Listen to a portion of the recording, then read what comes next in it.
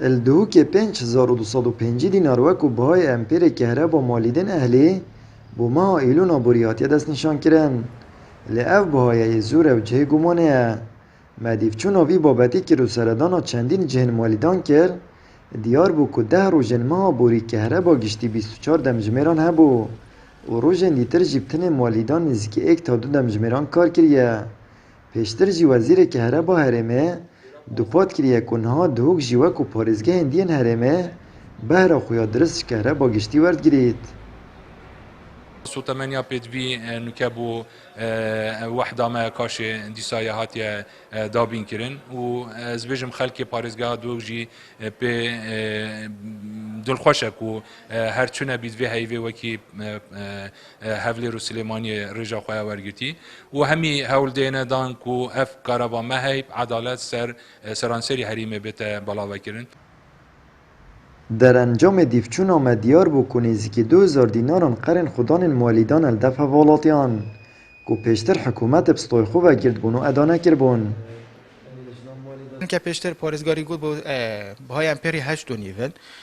پشتی دماهی کە هیڤێ لجنا مۆلدا کۆمبۆنا خۆ مایکری بەهای ئەمپێری دەرکەتیە 10705 ئەو ژی دێ پارێزگا چارەسەریافی بابەتی کردن بەهای ئەمپێری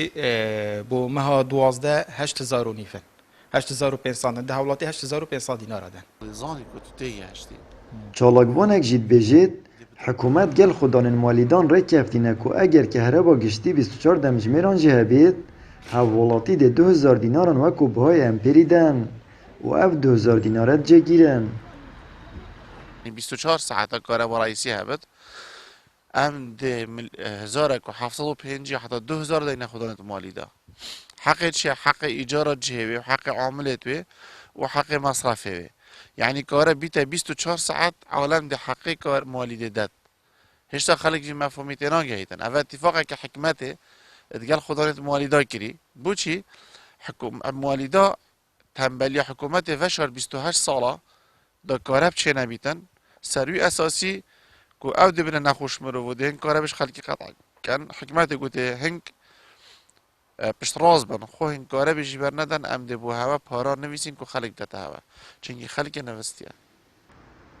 اتشین بیجین او 5205 دینارن وکو بهای امپیری هاتین دست نشان کرن 2000 دینار پاره که جه گیرن و 2000 دینار جه قرن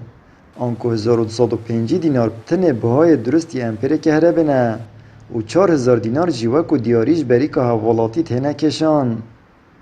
آمد بریفکانی کانال اسمانی پیام دهوک